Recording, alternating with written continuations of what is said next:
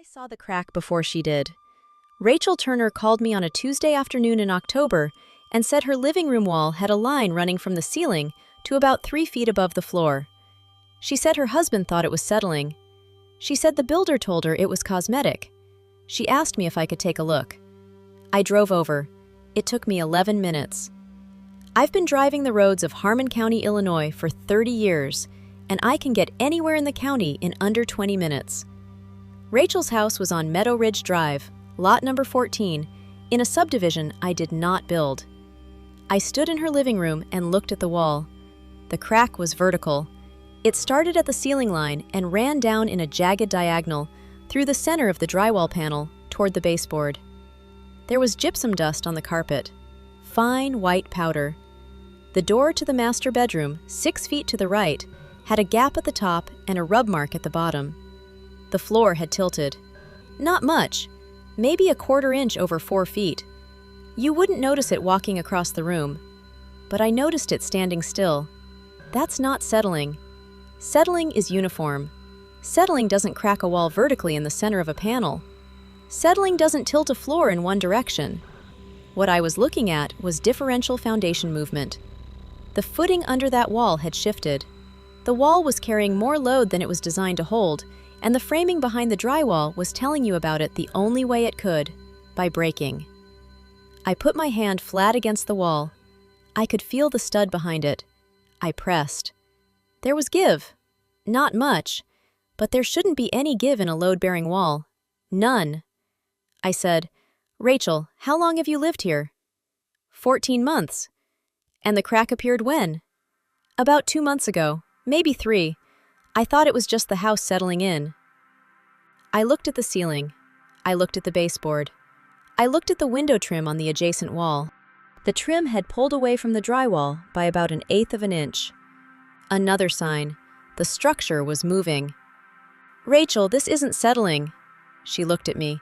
She was 34, a mother of 2. She'd bought this house with her husband Jason after 3 years of saving. It was their first home. She had a dish towel in her hand, and she was standing in a living room that was slowly pulling itself apart, and she didn't know it. "What is it?" I'd need to look behind the wall to tell you for sure, but what I see from here tells me the framing isn't carrying the load correctly. The foundation may not be deep enough for this soil type, and the wall, this wall, is probably undersized for the span it's covering. What does that mean? It means I need to bring someone else to look at this. A structural engineer. My name is Walt Kessler. I am 61 years old. I have been a licensed general contractor in the state of Illinois for 30 years. I have built 214 homes in Harmon County. I know every soil type in this county. I know where the clay runs deep and where it turns to sand at 8 feet. I know which hilltops drain and which valleys hold moisture for 3 weeks after a rain. I know the wind loads out here on the prairie, sustained gusts that come across the flatland from the west at speeds that would surprise anyone who thinks Illinois is gentle. I know that a house isn't a product. A house is a promise. A promise that the walls will hold, the roof will stay, and the foundation will carry everything above it for as long as the family inside needs it to. My father, Frank Kessler, poured his first foundation in 1971, a ranch house on the west end of Harmon for a family named Becker. He mixed the concrete himself, on site, with a rented mixer and a wheelbarrow. He told me about it when I was 14, sitting in his workshop, the same workshop I use now, the same workbench, the same vise bolted to the same corner. He said, "Walt, everything you build sits on something you can't see. The foundation, the framing, the connections, that's the real house. Everything else is just furniture." He built houses for 26 years. He never had a callback for structural failure. Not one. He died in 2009. I've been carrying his standard since then. Let me tell you about my father's hands. They were enormous. Wide palms, thick fingers, calluses on top of calluses. When I was 8 years old, I watched him set a floor joist with one hand while he drove a 16-penny nail with the other. He swung a 20-ounce framing hammer the way other men swing a ballpoint pen, fast, precise, effortless. He could feel when a nail was going in straight and when it was going in crooked, and he'd adjust the angle mid-swing without thinking about it. Muscle memory so deep it was practically genetic. He taught me to frame when I was 16. He stood behind me while I nailed my first stud to a bottom plate and said nothing. I drove the nail in crooked. He pulled it out, handed me another, and said, "Again!" I drove 23 nails that afternoon. The first 11 were crooked. The 12th was straight. He said, "There you go," and walked away. That was his teaching method. Show once, let you fail. Don't explain why, let the wood teach you. Because wood is honest. It splits if you hit it wrong. It holds if you hit it right. There's no ambiguity, no politics, no budget optimization. Just physics and grain direction and the honest transfer of force from hammer to nail to wood. I learned framing from my father. I learned foundations from a man named Al Dietrich, who poured concrete for 40 years and had opinions about rebar spacing that bordered on religious conviction. I learned electrical from a master electrician named Hank Sobieski, who ran wire in Harmon County for 3 decades, and who to this day is the reason every house I build has junction boxes exactly where you'd want them to be, if you ever needed to find them. I learned plumbing from watching 3 different plumbers make 3 different mistakes and deciding I'd learn it myself. 30 years, 214 homes. I know the name of every family I've built for. I have the plans for every house in a filing cabinet in my office, which is really just the second bay of my garage. I don't use software for estimates. I use a pencil, a calculator, and 30 years of knowing what things actually cost when you do them right. I know the name of every family I've built for because I keep a ledger. Not a business ledger, a project ledger. 1 page per house. The family name, the address, the date of completion, the square footage, any special requests or unusual conditions. I started it in 1994, my first year as a licensed contractor. The ledger is in the filing cabinet in my office. It's 3 volumes now. When I flip through it, I can picture every house. The Muellers on Cedar, they wanted a window seat in the master bedroom, and I built one with a storage compartment underneath that you'd never know was there unless someone told you. The Petersons on Route 4, their lot had a natural spring that surfaced every April, and I designed the drainage so it feeds a small pond at the property line instead of flooding the basement. The Washingtons on Lincoln, Mrs. Washington wanted a kitchen with enough counter space to make Thanksgiving dinner for 30 people, and I gave her 14 linear feet of butcher block that I milled myself from a walnut tree that came down on their property during a storm. Every house has a story. Every house is someone's entire financial life poured into one structure. When you understand that, when you really feel the weight of what a house means to the people who live in it, you don't cut corners. You can't. Because every corner you cut is someone's trust you're breaking. That's what separates a builder from a developer. A builder thinks about the family. A developer thinks about the margin. That last part is what got me fired. Not fired, I'm self-employed. What happened is worse. I was priced out. By a man who builds houses the way you'd build a prop for a movie set.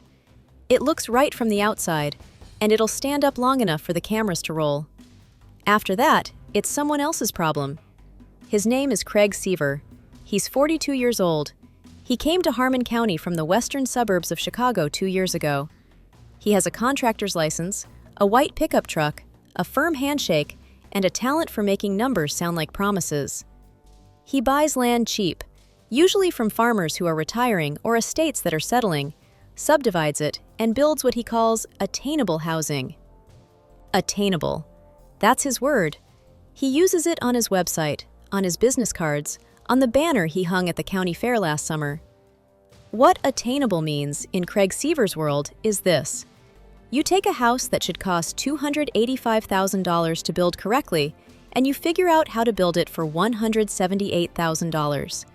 You use 2x4 studs where the code calls for 2x6 on load-bearing walls. You pour a shallow footing instead of going below the frost line. You skip the hurricane ties that connect the roof trusses to the wall plates. You use the cheapest OSB sheathing instead of plywood. You frame with 16-inch centers where the span requires 12. You hire the cheapest crew you can find, and you pay them by the house, not by the hour, which means they move fast and they don't ask questions. And then you get the building inspector to sign off on every stage. Let me tell you about the Meadow Ridge contract. 2 years ago, Harmon County released a 48-lot residential development parcel on the east side of town. Former soybean field, good drainage, decent access to the highway, flat as a table. The County Planning Commission solicited bids for the general contracting work.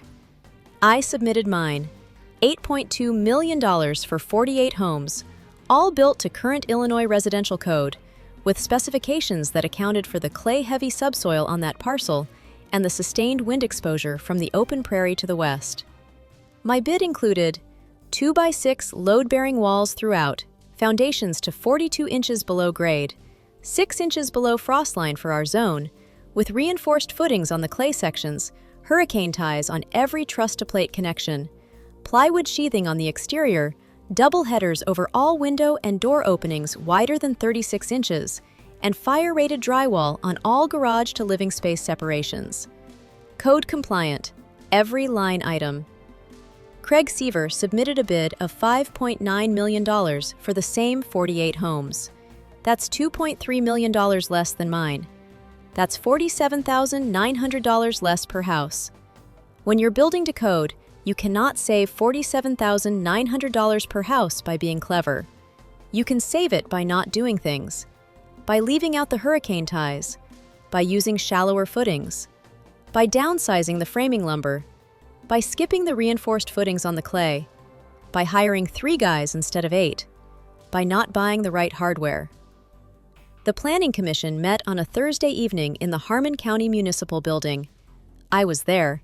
I've been going to Planning Commission meetings for 20 years, the same way I go to the hardware store, because it's part of my job to know what's being built in my county.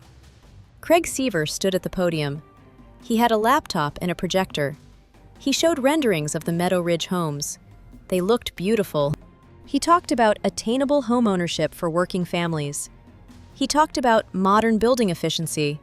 He talked about how his approach would bring new energy to Harmon County's housing stock. Then he said something I will never forget. He said, "I want to thank the old guard, the builders who laid the roads we now drive on. Their work made this community what it is, and now it's time to build the next chapter." He was looking at me when he said it. The old guard. That was me. The man who built 214 houses in this county, who never had a structural failure, who never had a family call to say their wall was cracking. I was the old guard, the road they were driving on. The commission voted to accept Seaver's bid, 7-0. No one asked about the specifications. No one asked why his bid was $2.3 million lower. No one asked what $47,900 per house looks like when you subtract it from the cost of doing things right. They looked at the number and they saw savings. They saw 48 families getting homes. They saw a headline in the Harmon County Courier, "New development brings affordable housing to East Side." I sat through the whole vote, 7-0. I watched each commissioner raise their hand. Some of them live in houses I built. Commissioner Ed Marsh, I built his house in 2011, a Cape Cod on Walnut Street. His wife picked out the kitchen tile, and I told her the grout would yellow in 5 years and she should use epoxy. She thanked me. Ed raised his hand without looking at me. Commissioner Diane Ferris, I built her mother's addition in 2014, a sunroom facing east so her mother could have morning light while she read. I custom cut the window trim. Diane raised her hand. They voted for the cheaper number. That's what they're trained to do. Save money for the taxpayers. Bring development to the county. Create housing inventory. They're not trained to read structural specifications. They're not trained to look at a bid and ask, why is this one $2.3 million less? What's missing? They're trained to look at the bottom line and choose the lower one. And that works fine when both bidders are building to the same standard. When one of them isn't, the system has no way to catch it, until the walls crack. I didn't say anything at the meeting. I drove home. I sat in my workshop and looked at the plans I'd drawn for my Meadow Ridge bid. 48 homes. Every one of them would have stood for 100 years. I'd drawn the floor plans over 3 weekends. I'd calculated the framing schedules. I'd called my lumber supplier and gotten quotes. I'd talked to my crew, 4 guys who've worked with me for over a decade, men who know how to frame a wall square and pour a footing straight. We were ready. Carol found me in the workshop at midnight. She said, "Come to bed." I said, "In a minute." She stood in the doorway for a while. Then she said, "Walt, you're not going to build those houses." I know. So what are you going to do? I'm going to make sure someone doesn't get hurt in the ones he builds. She looked at me the way she always looks at me when I say something that sounds noble, but means I'm about to do something that will take up the next 6 months of my life without paying a single bill. She's been married to me for 33 years. She knows the look I get. She said, "Be careful." I said, "I'm always careful." She said, "I mean with you, not with the houses." I put the plans in the filing cabinet. I made a pot of coffee, and I started watching. I don't mean that metaphorically. I mean I physically watched. Every week, I drove past the Meadow Ridge construction site. It's visible from County Road 9, which runs along the north edge of the parcel. The road is public. The shoulder is public. I could see the framing from 100 yards away. The first thing I noticed was the studs. Even from the road, I could tell the load-bearing walls were framed with 2x4s. They're narrower. You can see the difference if you know what you're looking at, especially when the sheathing isn't on yet. The Illinois Residential Code requires 2x6 framing on exterior load-bearing walls for 2-story construction in our climate zone. It's not optional. It's not a recommendation. It's code. I took a photograph. I took it from the road shoulder with my phone. I dated it. I saved it to a folder on my computer labeled Meadow Ridge, Visual Record. The second thing I noticed, a week later, was the foundation forms. They were shallow. I could estimate the depth by the height of the form boards visible above grade before the pour. Standard residential foundation in our zone goes 42 inches below grade. That's 6 inches below the frost line. What I was seeing suggested 30 inches, maybe 32. On clay-heavy soil, that's not just a code violation. It's a time bomb. Clay expands when it's wet and contracts when it's dry. That cycle, freeze, thaw, expand, contract, is relentless in central Illinois. A shallow footing on clay will start moving within 2 years. The house above it won't move with it because the house is rigid and the soil is not. That mismatch is what produces differential settlement. That's what cracks walls. That's what tilts floors. That's what makes doors stop closing. I photographed the forms. I photographed the rebar layout, which was sparse, spaced at roughly 24 inches where code requires 16 for the load conditions. I photographed the pour itself from the gas station parking lot, 300 feet away, using the zoom on my phone. You could see the concrete truck and the crew and the forms and the depth, all of it time-stamped by the phone. My wife Carol asked me what I was doing. I told her. She said, "Walt, is this your business?" I said, "Someone's going to live in those houses." She didn't ask again. Over the next 8 months, I took 147 photographs, all from public vantage points: the road, the sidewalk, the parking lot of the gas station on the corner. I photographed the framing, the foundation forms, the roof trusses, the sheathing. I photographed the absence of hurricane ties. I photographed the shallow footings before they were backfilled. I photographed the headers over the garage doors. Single 2x8s where the span required doubled 2x12s. Every photograph was dated. Every one was geotagged by my phone. Every one showed something that should not have passed inspection. And every stage passed inspection. Every single one. The county building inspector for Harmon County is a man named Dale Hutton. He's 50 years old. I've known Dale for 20 years. He inspected many of the homes I built. He was always fair. Sometimes strict. Once he made me re-pour a section of footing because the rebar spacing was off by an inch. I respected that. That's what an inspector is supposed to do. But something changed when Craig Seaver arrived. The Dale Hutton I knew, the one who made me re-pour a footing over an inch of rebar spacing, that Dale Hutton would not have passed a 2x4 load-bearing wall on a 2-story house. He would have red-tagged it on the spot. He would have made Seaver's crew tear it out and reframe it with proper lumber. That's what inspectors do. That's the whole point of the system. An independent set of eyes between the builder and the occupant. Someone whose job it is to say no when the answer should be no. Dale stopped saying no. I don't know exactly when or why. Maybe it was gradual, one small compromise, then another, until the compromises became the standard. Maybe it was sudden, one conversation, one offer, one moment where Dale decided that $2,000 per inspection stage was worth more than his professional integrity. I don't know which, and it doesn't matter. The result is the same. The inspector became part of the problem. I found out later, during the investigation, that Dale Hutton had 2 kids in college and a mortgage he was struggling with after his hours were cut during a county budget reduction. That doesn't excuse what he did, but it explains the arithmetic. When a man with a $3,200 monthly mortgage payment and 2 college tuitions is offered $2,000 for signing a piece of paper, the temptation isn't theoretical, it's mathematical. The question isn't whether he should take it. Of course he shouldn't.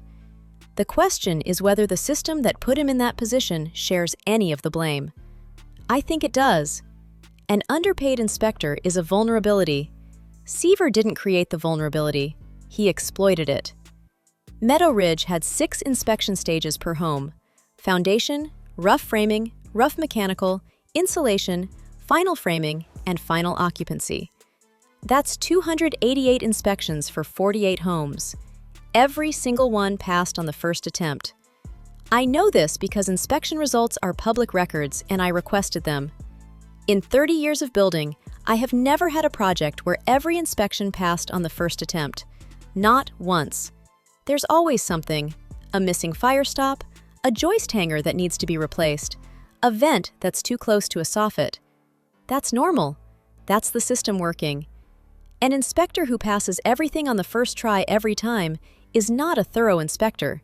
He's a rubber stamp. But I needed more than my suspicion. I needed someone who knew what happened inside that inspection office. Gene Briggs retired from the Harmon County Building Department in 2020. He was the county building inspector before Dale Hutton. He held the position for 18 years.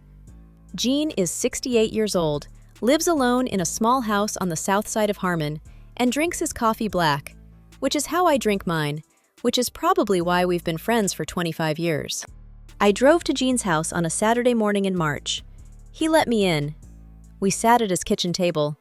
There was a manila folder on the table between us, and it wasn't mine. Gene said, "I was wondering when you'd come." He told me this. 6 months before Gene retired, Craig Seaver began his first project in Harmon County, Orchard Lane, a 12-home subdivision on a parcel near the elementary school. Gene was the inspector. On the first inspection, foundation, Gene found the footings were 4 inches too shallow for the soil classification. He flagged it. Seaver's crew poured additional concrete, and Gene re-inspected. It passed. On the second inspection, rough framing, Gene found the load-bearing walls were framed with 2x4s on a 2-story design. He flagged it. Seaver called the county administrator. The county administrator called Gene. The administrator said, "Gene, Mr. Seaver has explained that his engineering consultant approved the 2x4 framing for the specific load conditions of this design. He's offered to provide the calculations. Let's not hold up the project." Gene asked to see the calculations. They arrived by email, a 1-page letter from an engineering firm in Naperville that Gene had never heard of. The letter said the framing was adequate. Gene didn't believe it, but his boss told him to pass it. Gene passed it. He signed 14 more inspections over the next 4 months. Every time he found something wrong, he was told to pass it. Every time, he documented what he found in his personal notes. And when he retired in 2020, he took copies of everything. That manila folder on Gene's kitchen table contained 12 inspection files.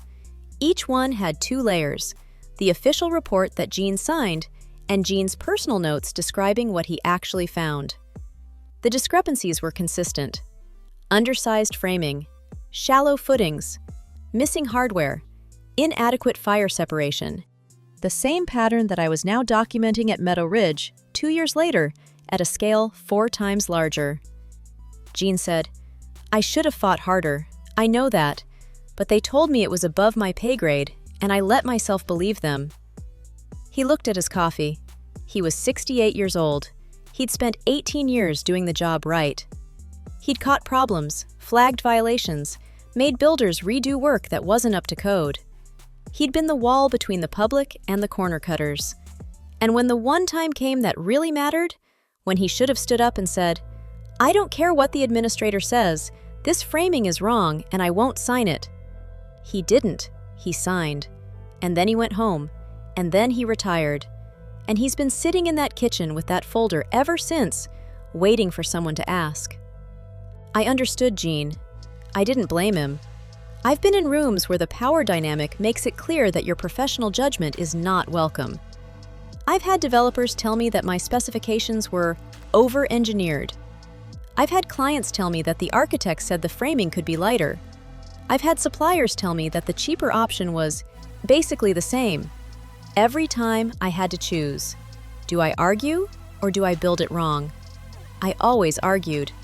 But I'm self-employed. Gene was a county employee with a pension and a boss. The math is different when your retirement is on the line. Gene pushed the folder across the table. "Use it!" I took the folder home. I scanned every page. I stored the scans in the same folder as my photographs. Let me tell you what I saw during those 8 months of watching Meadow Ridge go up, because I want you to understand the scale of what was wrong. In month 2, I watched the framing crew install roof trusses without hurricane ties. Hurricane ties are small metal connectors. They cost about $1.50 each, that strap the roof truss to the top plate of the wall. Without them, the roof sits on the wall the way a hat sits on your head. Gravity holds it down, wind pushes it off. In our wind zone, on the open prairie, a gust of 60 miles per hour exerts about 25 pounds per square foot of uplift force on a roof surface. For a standard truss spanning 28 feet, that's over 3,000 pounds of uplift per truss. A hurricane tie can resist about 800 pounds of vertical pull. 4 ties per truss, and you're covered. Without them, you're betting on the weight of the shingles and the friction of the wood to hold the roof down. That's not engineering, that's hope. In month 4, I noticed the exterior sheathing. OSB instead of plywood. Now, OSB, oriented strand board, is acceptable under the code for wall sheathing. I don't love it, but it works when it's kept dry. The problem is when it gets wet. OSB swells when it absorbs moisture. It doesn't swell uniformly. It bubbles, delaminates, loses structural integrity. In our climate, with rain and snow and the humidity that comes off the fields in summer, OSB needs to be protected by a proper weather barrier and siding installation. What I could see from the road was OSB going up with no house wrap visible. No Tyvek, no felt paper, nothing between the sheathing and the siding. That means moisture would migrate through the siding into the OSB and start degrading the sheathing within 3 to 5 years. By year 10, those walls would be structurally compromised from moisture damage alone, independent of the framing deficiencies. In month 6, the concrete driveways were poured. I noticed the thickness, or rather, the thinness. A residential driveway in our freeze-thaw climate should be a minimum of 4 inches of concrete with a proper gravel base.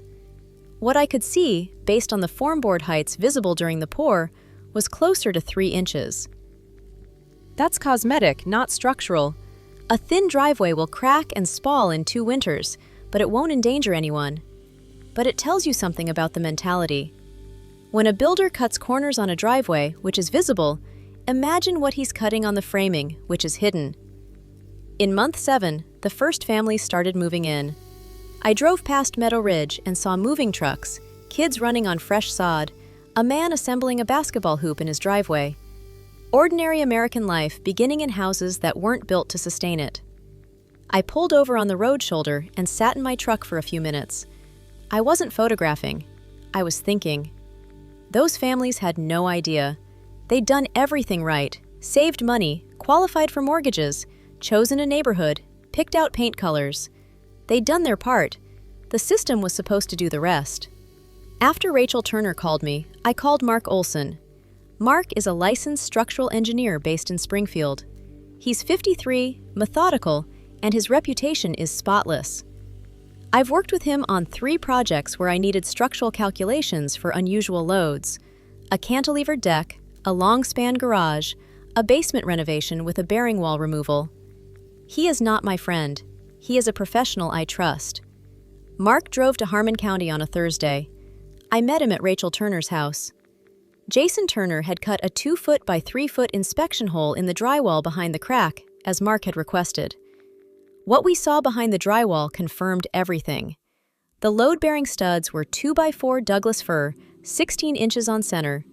For a 2-story home with a truss roof in our wind zone, the code requires 2x6 studs at 16 inches, or 2x4 studs at 12 inches with specific engineering approval. Neither condition was met. The studs were bowing. Not all of them. 3 out of 7 visible studs had a measurable deflection. They were bending under a load they were not sized to carry. There were no hurricane ties on the truss-to-plate connections. The header over the bedroom doorway was a single 2x8. The span required a doubled 2x12. The bottom plate was not anchored to the foundation with the required spacing of anchor bolts. Mark took measurements. He took photographs with a scale ruler for reference. He made notes. His written report arrived 10 days later. I have it memorized. The summary paragraph reads, "The structural framing of the residence at 1847 Meadow Ridge Drive does not comply with the 2021 Illinois Residential Code in multiple critical respects. The load-bearing walls are undersized for the applied loads by approximately 40%. The absence of positive roof-to-wall connections creates an unacceptable risk of roof displacement under sustained wind loads common to the region. The foundation depth is inadequate for the documented soil conditions, resulting in differential settlement that is producing progressive structural distress. If this construction is representative of the other 47 homes in the subdivision, this constitutes a systematic code violation affecting the safety of all occupants. If this construction is representative, 47 other homes, 47 other families, children sleeping in bedrooms held up by walls that were 40% overloaded. I didn't sleep well the week after I read that report. I lay in bed and thought about the houses, not as structures, as homes, as places where people eat breakfast and watch television and argue about dishes and help their kids with homework and sleep. The ordinary, unremarkable acts of living that happen inside walls. Walls that are supposed to be invisible. Walls that you never think about because they're just there, doing what they were built to do, holding up the floor above you and the roof above that. Except in Meadow Ridge, the walls weren't doing what they were built to do. They were doing their best, but their best wasn't enough because they were built wrong. And every day that passed was a day closer to the day when one of them would stop trying. I thought about the wind. Prairie wind in Illinois isn't dramatic. It doesn't howl like a movie storm. It just pushes. Steady, sustained, relentless. 25, 30 miles per hour for hours at a time, with gusts hitting 50 or 60. I've seen that wind peel shingles off a properly built roof. What it would do to a roof connected to its walls by nothing but nails and hope. I didn't want to think about it. But I couldn't stop. Carol said, "You're not sleeping."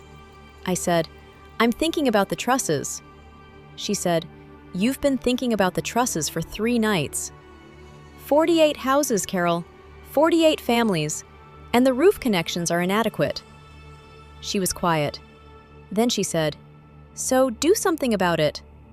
I assembled the package. It took me 3 days. I am not a fast typist, and I wanted every page in order. The package contained 1. Mark Olsen's structural engineering report with photographs, measurements, and code references. 2. My personal photographic record, 147 dated, geotagged photographs taken over 8 months from public vantage points, showing framing deficiencies, missing hardware, and undersized components during construction. 3. Gene Briggs's personal inspection files from Orchard Lane. 12 homes, 14 inspections, each with Gene's notes documenting the discrepancies between what he found and what he was told to sign. 4.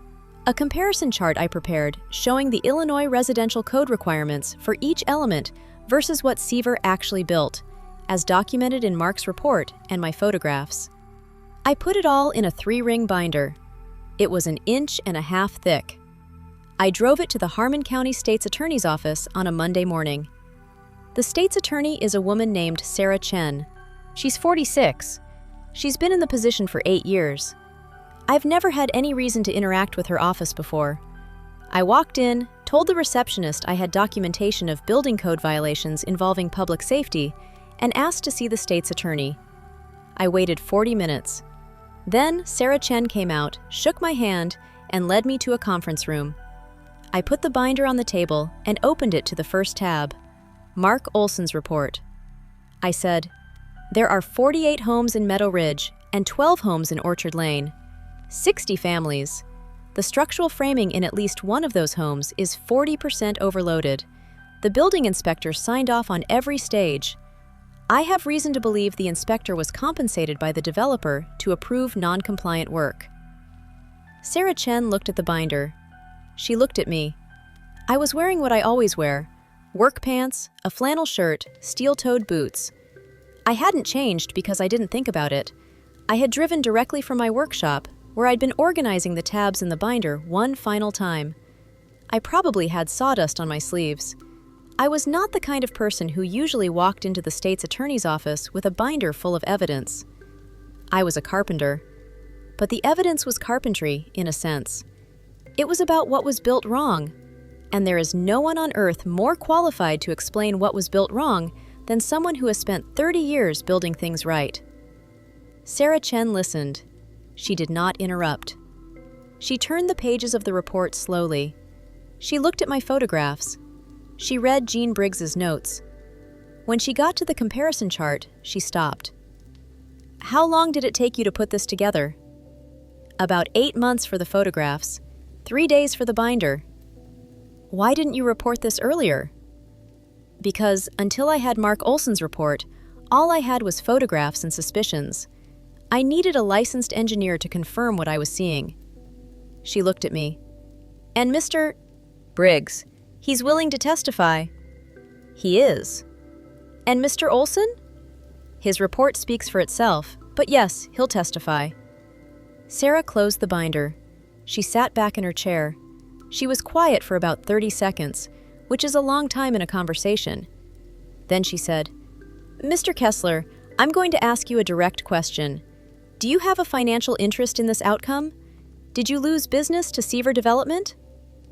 I said, "Yes. I bid on Meadow Ridge. I lost to Seaver by $2.3 million. My bid was code compliant. His was not." She nodded. "I'm asking because the other side will ask. If this goes where I think it's going, Seaver's attorneys will argue that this is a disgruntled competitor filing a retaliatory complaint." "I understand that," I said. "That's why I didn't come in here with my own opinions. I came in with a licensed structural engineer's report, a retired county inspector's documented files, and 147 photographs. The facts don't care about my motivation." She almost smiled. "No, they don't." She picked up her phone. "I'm going to make some calls." I stood up. I shook her hand. I drove home. I went to my workshop. I sharpened a chisel. I drank a cup of coffee, and I waited. 1 week later, the Harmon County Building Department, acting on a referral from the state's attorney's office, issued an emergency stop work order on all active Seaver development projects in the county. There were 2, a small commercial renovation on Main Street and a 10-lot subdivision that had just broken ground on the north side. Simultaneously, the state ordered an independent structural inspection of all 48 homes in Meadow Ridge and all 12 homes in Orchard Lane. The inspections took 3 weeks. I didn't participate in them. I'm not a licensed engineer, and the state wanted independent evaluation with no appearance of bias. but Mark Olsen kept me informed because he was one of the 12 engineers assigned to the review. During those 3 weeks, I got a phone call from a man named Jason Turner, Rachel's husband. He said, "Mr. Kessler, I wanted to thank you, and I wanted to ask you something." "Go ahead." "When you came to our house and looked at that crack, when you put your hand on the wall and said it wasn't settling, how did you know? How did you know just by looking?" I thought about that. I thought about my father standing behind me while I drove crooked nails into a bottom plate. I thought about Al Dietrich showing me the difference between a good pour and a bad pour by the color of the bleed water. I thought about 30 years of looking at walls and knowing, before I even touched them, whether the structure behind them was right. "Jason, I'll tell you the honest answer. I didn't know for certain until Mark Olsen confirmed it, but I suspected it the moment I saw the crack, because I've seen 1,000 walls in my career, and the ones that are built right don't crack like that. They don't tilt floors. They don't pull trim away from the drywall. A house that's doing those things is telling you something. Most people don't speak the language. I do. That's the only difference." He was quiet for a moment. Then he said, "We almost didn't call you. Rachel's friend said we should just call the builder back. She said it was probably nothing." "I'm glad you called me instead." "So am I." That conversation stayed with me. We almost didn't call, which means 47 other families might not have called, might have covered the crack with a calendar, might have adjusted the door and moved on, might have lived in those houses for years, slowly deteriorating, slowly becoming more dangerous until the day something gave. A strong storm, a heavy snow load, a shift in the soil, and then the wall stops carrying, and then the floor falls, and then someone gets hurt.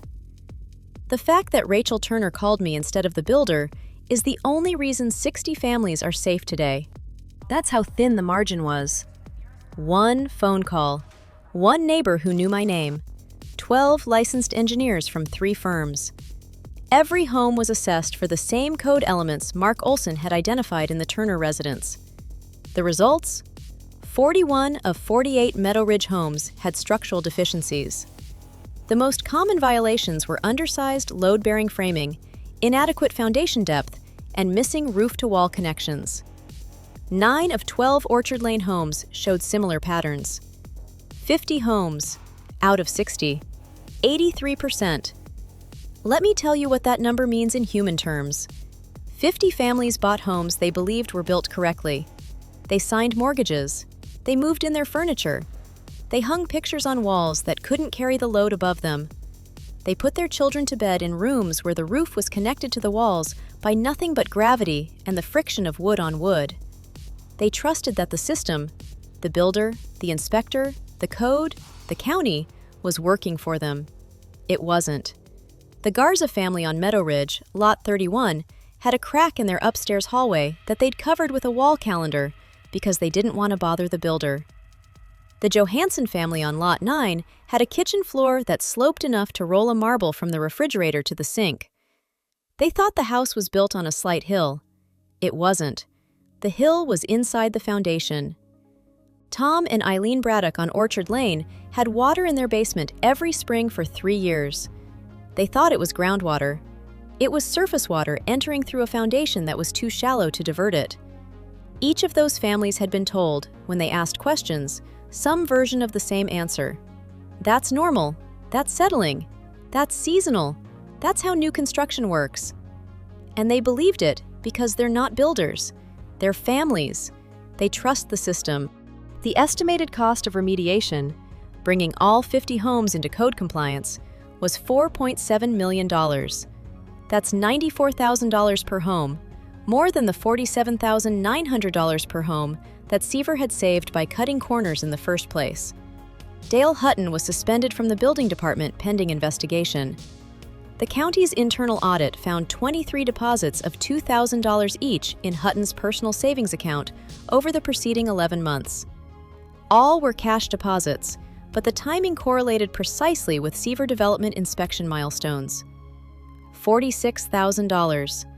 That's what Dale Hutton was paid to sign his name to inspections he knew were wrong. $46,000 to approve construction that endangered 60 families.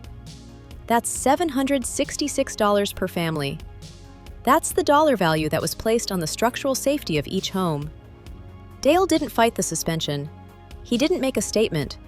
I heard from Gene that Dale's wife left him 2 weeks after the story broke.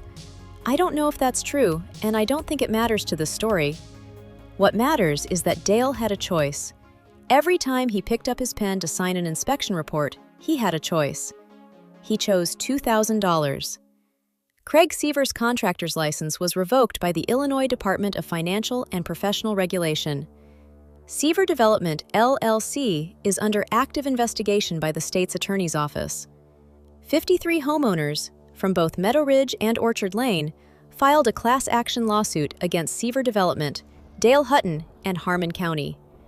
Seaver hired an attorney from Chicago. He filed a counterclaim alleging tortious interference with business relations and defamation. He named me, Walt Kessler, the man who took photographs from the road and delivered a binder to the state's attorney. Defamation. My attorney, Phil Novak, who has been my lawyer for 20 years and also lives in a house I built, reviewed the counterclaim and said, "Walt, everything in your binder is either a public record, a licensed engineering report, or a photograph taken from a public right-of-way. This claim has no merit. He's trying to scare you." I'm not scared. I've been in scarier rooms than a courtroom. I've been under a floor joist that snapped during a renovation and caught it with my shoulder before it dropped the beam. I've been on a roof in a windstorm when the tarp let go and a sheet of plywood sailed past my head close enough to cut my ear. I've been in a crawl space under a house from 1947 where the foundation was crumbling and I had to shore it with temporary posts while lying on my back in 6 inches of standing water. A counterclaim from a man who builds houses wrong is not the thing that keeps me up at night. What keeps me up at night is the thought of a family in one of those houses during a storm, with the wind hitting the west wall at 60 miles an hour and nothing but gravity holding the roof down. I've been building houses for 30 years. I've stood in trenches in January when the ground was frozen and the concrete had to pour before the weather turned. I've carried headers up ladders in August heat. I've argued with inspectors, real inspectors, not Dale Hutton, about rebar spacing and joist hangers and fire stops. I've done the hard thing for 30 years. A lawyer's letter from Chicago is not the hard thing. Let me tell you about Rachel Turner one more time. She and Jason and their 2 kids, Lily, 7, and Marcus, 4, were temporarily relocated while their home was being remediated. They stayed with Jason's parents in a 2-bedroom house on the other side of town. It took 11 weeks to reframe the load-bearing walls, deepen the foundation footings, install the hurricane ties, and repair the drywall. 11 weeks. Their home was 14 months old, and it needed 11 weeks of structural repair. Rachel called me the day they moved back in. She said, "Mr. Kessler, thank you. We slept in that house for 14 months. My children slept in that house, and we didn't know." I said, "I know." She said, "How did you know something was wrong?" I said, "Because I've been building houses for 30 years, and I know what right looks like. When you know what right looks like, wrong stands out." She was quiet for a moment. Then she said, "My daughter asked me why we had to leave our house. I told her the builders made a mistake. She asked if the new builders would make a mistake too. I didn't know what to say." I said, "Tell her that some builders make mistakes because they don't know better, and some make mistakes because they decided not to care. The difference matters, but either way, someone has to check." I think about that conversation. I think about Lily Turner, 7 years old, asking her mother if the builders would make a mistake again. That question shouldn't exist. A 7-year-old should not have to wonder if her bedroom wall is going to hold. That's not her job. That's my job. That's the inspector's job. That's the system's job. And the system failed her. Not because the code was wrong. The code is fine. The code knows about clay soil and wind loads and frost lines. The system failed because a developer decided the code was a suggestion, an inspector decided his signature was for sale, and a planning commission decided that the lowest number was the best number. There's one more thing I want to tell you about the last conversation I had with Briggs before the story broke. I went to his house the night before I delivered the binder to Sarah Chen. I sat in his kitchen again, same table, same coffee. I said, "Gene, when this comes out, they're going to come for you too. You signed those inspections. Your name is on the reports." He nodded. "I know. Are you ready for that?" He took a long drink of his coffee. He set the cup down. He said, "Walt, I've been carrying those files for 4 years. Every morning I wake up and I think about Orchard Lane. I think about those 12 families living in houses I approved, houses I knew were wrong. I signed my name and I went home and I told myself it wasn't my fault because my boss told me to do it. But my boss didn't hold the pen. I did." He looked at me. "I'm 68 years old. I don't have enough time left to keep carrying this. If they come for me, they come for me. At least the record will be straight." Gene Briggs testified before the county grand jury 3 months later. He told them everything. He named the county administrator who pressured him. He produced his notes. He explained, in the calm, precise language of a man who spent 18 years inspecting buildings, exactly how each home was deficient and exactly how he was told to approve it anyway. The grand jury issued a recommendation for further investigation. The county administrator, a man named Patrick Lund, resigned the following week. His resignation letter, like Seaver's counterclaim, like Hutton's silence, like every other response from every other person who had a chance to do the right thing and didn't, his resignation letter said nothing of substance. It said, "Personal reasons." Personal reasons, the most dishonest 2 words in the English language. I go to my workshop at 5 o'clock every morning, same as always. The workbench my father built is still there. The vise is still bolted to the same corner. My tools are organized the way he organized them. Hand tools on the left wall, power tools on the right, fasteners in labeled drawers below. I sharpen a chisel. It takes about 4 minutes on the whetstone. It's not necessary. The chisel is already sharp from last time. But the rhythm of it centers me. The sound of steel on stone. The feel of the bevel under my thumb. My father sharpened his tools every morning too. He said, "A dull tool makes you work harder and think less. A sharp tool makes you work less and think more." I don't know if that's true in a philosophical sense, but it's true in a practical one. I make coffee. I look at the plans on my desk. A kitchen renovation for a couple on Elm Street, a deck replacement for the Nguyen's on Route 4, a garage conversion for a retired teacher who wants a pottery studio. Small jobs. The kind of work that keeps a 61-year-old contractor busy when the big contracts go to men who build cheaper and faster and worse. I lost 4 potential jobs because of the Meadow Ridge situation. 2 clients told me directly. They'd heard about the dispute between me and Seaver, and they didn't want to get involved. One client said he'd read about it in the Courier, and he was worried that hiring me would create drama. The 4th just stopped returning my calls. Let me be clear about what happened there. I documented building code violations that endangered 60 families. I brought evidence to the state's attorney. I did not file a civil suit. I did not go to the media. I did not post on social media. I brought a binder to a government office, and for that, I lost business. Because in a small county, the man who reports a problem is sometimes treated the same as the man who caused it. They're both disruptive. They both upset the equilibrium, and some people would rather have quiet walls that crack than loud honesty that fixes them. Carol said, "We'll be fine. The deck jobs pay the bills. The Nguyen's love you. The Elm Street people called again." She's right. We'll be fine. I'm not going to starve. I'm going to build decks and renovations and additions for people who care about quality, and I'm going to do it the way my father taught me. And I'm going to go home every night knowing that nothing I built will crack. I don't think about Craig Seaver much. I don't think about his counterclaim or his Chicago attorney or his website that still says, "Attainable housing for working families." I think about the houses, the ones he built, the ones that are being fixed, the ones where families are living right now, in walls that finally carry what they're supposed to carry.